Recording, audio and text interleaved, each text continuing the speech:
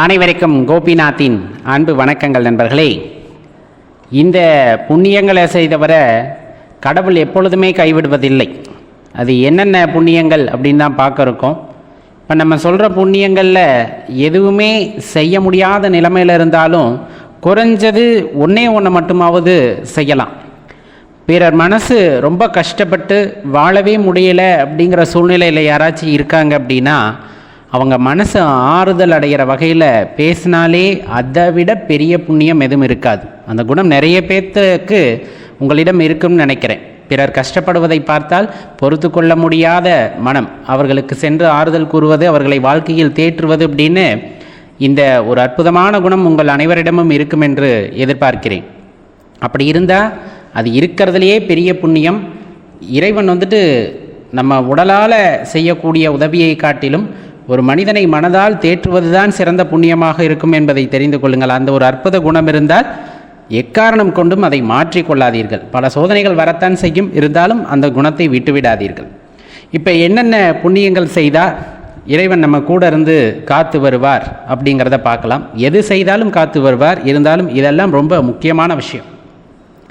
மனதால் பிறர் நல்லா இருக்கணும் அப்படின்னு நினைக்கிறது இன்றைய காலகட்டத்தில் அது ரொம்ப குறைஞ்சு போச்சு இல்லையா? அந்த வகையில் பிறர் நல்லா இருக்கணும்னு நீங்கள் நினச்சாலே அது பெரிய புண்ணியமாகும். நம்மளை சுற்றி இருக்க உயிரினங்கள், அந்த உயிரினங்களுக்கு உணவு கொடுப்பது, அதை பராமரிப்பது, அது வாழ்வதற்கு ஏற்ற சூழ்நிலையை உண்டாக்கி தருவது. சில பேர் வீட்டிலே குருவி கொடுக்கட்டதுன்னு சின்ன சின்னதாக பாக்ஸ் எல்லாம் செஞ்சு வச்சுருப்பாங்க. காக்கா குருவிக்கெல்லாம் சாப்பாடு வைப்பாங்க, அதுக்கு தண்ணி வைப்பாங்க. இது எல்லாமே அதுக்குள்ளே வரும். அப்படி வந்ததுன்னா அந்த புண்ணியம் ரொம்ப சிறப்பானது. ஒருத்தர்னால் வாழவே முடியலை அப்படிங்கிற சந்தர்ப்பத்தில் நம்மால் முடிஞ்ச அளவுக்கு உதவுவதும் புண்ணியம்தான் அப்படிங்கிறத தெரிஞ்சுக்க ரொம்ப முக்கியமானது.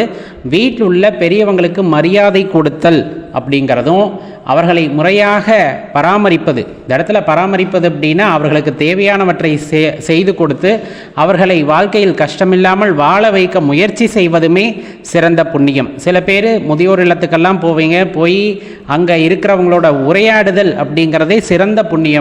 அவங்களுக்கு சாப்பாடு வாங்கி தரணுங்கிறது அடுத்த விஷயமாக இருந்தாலும் அவர்கள் மனதில் மகிழ்ச்சி உண்டாக்கக்கூடிய வகையிலே பேசி நேரம் செலவிட்டீர்கள் என்றால் அதுவே பெரிய புண்ணியமாக இருக்கும். நமது வீட்டு பெரியவர்களிடம் ஆசீர்வாதம் வாங்கி கொள்வது அப்படிங்கிறது அதனினும் சிறப்பானது.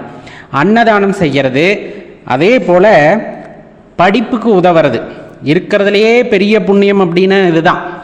ஒருத்தருக்கு எழுத்தறிவிக்க நாம் உதவுவது அப்படிங்கிறது. சில பேர்த்துக்கு பள்ளிக்கூடமெல்லாம் போயிடுவாங்க, அவங்களால அங்கே படிக்க முடியாது. அப்போ மாலை நேரத்தில் ஒரு 10 நிமிடம் அல்லது அரை மணி நேரம் அவர்களுக்காக செலவிட்டு கல்வி கற்றுத்தருவது அப்படிங்கிறதும், இப்போ அவங்களால படிக்கவே முடியலைன்னா அவங்களுக்கு ஏதாவது உபகரணங்கள் வாங்கி தானம் செய்வதும், இதெல்லாம் நீங்கள் செய்வீங்கன்னு நினைக்கிறேன். ஒரு பென்சில் நீங்கள் வாங்கி தந்தாலும் சரி, அல்லது பேனா வாங்கி தந்தாலும், ஒரே ஒரு நோட்டு புத்தகம் நான் வாங்கி தர்றேன் இயலாத குழந்தைக்கு அப்படின்னாலும் அதுவும் எழுத்தறிவிப்பதற்கு சமம்தான்.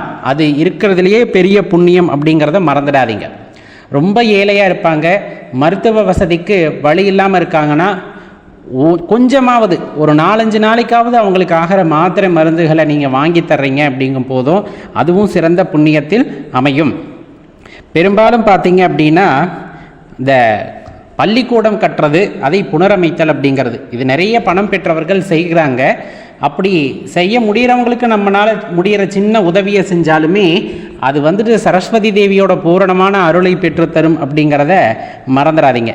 ரொம்ப முக்கியம். வீட்டுக்கு உறவினர்கள் வர்றாங்கன்னா அவங்கள முறையாக மரியாதை கொடுத்து அவர்களை உபசரிக்கிறது அப்படிங்கிறது சிறந்த புண்ணியம். என்னடா சொந்தக்காரங்களை உபசரிக்கிறதெல்லாம் புண்ணியமானா கண்டிப்பாக அந்த உறவினர்கள், அந்த உறவு அப்படிங்கிறது ரொம்ப மேலானது. வீட்டுக்கு வருபவர்களுக்கு முறையான மரியாதை கொடுத்து உபசரித்தல் அப்படிங்கிறதும் ரொம்ப முக்கியமான புண்ணியங்களில் ஒன்று. கோயில் கட்டுறதும் சரி, அந்த கோயிலை பராமரிக்கிறதும் சரி, இதில் யார் ஈடுபட்டாலும் அவர்களுக்கு அந்த புண்ணியம் உண்டாகும். அல்லது இந்த மாதிரி பணிகளில் ஈடுபட்டு இருக்கவங்களுக்கு உங்களால் முடிஞ்ச அளவு உதவி செஞ்சீங்கனாலும் அது புண்ணியத்தை உண்டாக்கி தரும். இதில் குறிப்பானது குருவை மதித்தல் அப்படின்னு சொல்லக்கூடியது. ஏன்னா அறியாமை என்னும் இருளில் இருக்கக்கூடிய நமக்கு ஒரு ஒளியாக இருந்து இதுதான் நல்லது இதுதான் கெட்டது அப்படின்னு சொல்லக்கூடிய இடத்துல இருக்கிறவர் குரு. அவருக்கு முறையான மரியாதை அளித்தல், அவருடைய முடியாத காலம்னு ஒன்று இருக்கும் இல்லையா, இந்த கஷ்ட காலம், வயதான காலத்தில், அப்போ நம்மளால் முடிந்த அளவுக்கு குருவுக்கு உதவுதல் அப்படிங்கிறது ஆகச்சிறந்த புண்ணியமாக இருக்கும் அப்படிங்கிறத மறந்துட வேண்டாம். மாற்றுத்திறனாளிகள் இருக்கிறாங்க அப்படின்னா அவங்களுக்கு உதவுறதுமே ஒரு பெரிய புண்ணியத்தை உண்டாக்கி தரும். அருகாமையில் உள்ள கோவிலில் போய் விளக்கேற்றுறதும் புண்ணியந்தான், குளம் வெட்டி தரதும் புண்ணியந்தான், இன்னும் கிணறு வெட்டுறாங்க இல்லையா, அது நிழற்குடை அமைக்கிறது, இது எல்லாமே புண்ணியத்தில் அடங்கும். அல்லது இவ்வாறு செய்பவர்களுக்கு உதவுதலும் புண்ணியத்தில் அடங்கும்.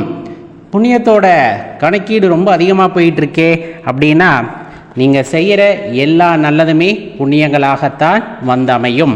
அதில் ரொம்ப சிறப்பானது அப்படின்னா எதிர்கால சந்ததியினருக்காக இயற்கை வளங்களை காத்து வைப்பதும் புண்ணியங்கள் தான். அதில் குறிப்பானது மரங்களை வெட்டாமல் புது மரங்களை நடுவதும் இருக்கின்ற மரங்களை பராமரித்து வைப்பதுமே புண்ணியத்தில் அடங்கும் அப்படிங்கிறத மறந்துடாதீங்க. சாதாரண மரமாக நினச்சிடாதீங்க. அது பல்லுயிர் பெருக்கத்திற்கு உதவுவது, பல உயிரினங்கள் வாழ்வதற்கு ஏற்ற சூழ்நிலையை உண்டாக்குவது அப்படிங்கிறதும், மனித இனத்திற்கு சுவாசிப்பதற்கு காற்றை வழங்குவதும் இந்த மரங்கள் தான். அப்போ அந்த மரங்களை நட்டு வைக்கிறதும் அதை வளர்க்கிறதும், இல்லை மரங்கள் நடுறதுக்கெல்லாம் இடம் இல்லைன்னா நீங்கள் பார்க்குற மரத்திற்கு ஒரு வாட்டர் கேனில் போய் தண்ணியை எடுத்துக்கொண்டு போய் நீங்கள் ஊற்றுனீங்கனாலுமே அது ஒரு புண்ணியத்தில் தான் அடங்கும் அப்படிங்கிறத மறுப்பதற்கும் இல்லை. அதே போல் நம்ம சில விஷயங்களை மனதில் கொள்ள வேண்டும். செய்கின்ற புண்ணியங்கள் எப்பையும் நம்மை மட்டும் காத்து நிற்காது, நாம் எதிர்கால சந்ததிகளையும் காக்க வல்லது. அப்போ புண்ணியம் நம் சந்ததிகளை காக்கும் என்றால் நாம் செய்கின்ற பாவங்கள் அதே வகையிலே அந்த தலைமுறைக்கு செல்லும் என்பதால் நாம் தெரியாமல் கூட பாவம் செய்வதை தவிர்த்து கொள்ளுதல் அப்படிங்கிறது அந்த எதிர்கால சந்ததியினருக்கும் சாதகமான ஒன்றாக இருக்கும் அப்படிங்கிறத மறந்துடாதீங்க. நீங்கள் ஊருக்கெல்லாம் ஓடி ஓடி உழைக்கிறீங்க, அதனால தான் நம்ம வீட்டில் ஒன்றுமே இல்லைன்னு யாராவது சொன்னால் ஏற்றுக்கொள்ளாதீர்கள். கடினமான சூழ்நிலைகளில் இறைவன் பல சோதனைகளை கொடுப்பார். அதை தாங்கிக் கொண்டு நாம் வாழ்கின்றோம் என்றால் தக்க காலம் வரும்போது நமது சந்ததியினருக்கு மட்டுமல்லாமல் நமக்கும் ஒரு சிறந்த வாழ்க்கையை அவர் ஏற்படுத்தி தருவார். இது கண்கூட நம்மால் காண முடியும். இப்போ சொன்ன புண்ணியங்களில் நீங்கள் ஏதாவது செய்திருக்கிறீங்க, நிறைய குணங்கள் உங்களிடம் இருக்கிறது என்றால் அந்த குணங்களை யாருக்காகவும் விட்டு கொடுத்து விடாதீர்கள். அதை தொடர்ந்து செய்யுங்கள். அந்த புண்ணியங்கள் உங்கள் தலைமுறையை காத்து நிற்கும் அப்படின்னா மாற்று கருத்து இல்லை நண்பர்களே. நம்ம பதிவு நிறைய பேர்த்த போய் சென்றடையணும். அவர்கள் இந்த புண்ணியங்களை செய்தால் விடாமல் செய்ய வேண்டும் என்று நினைத்தாலோ, அல்லது இதை அவர்கள் செய்யட்டும் அப்படின்னு நீங்கள் நினைத்தாலும் மற்றவர்களுடன், அதாவது உங்கள் நண்பர்களுடனும் இதனை பகிர்ந்து கொள்ளுங்கள். நன்றி, வணக்கம்.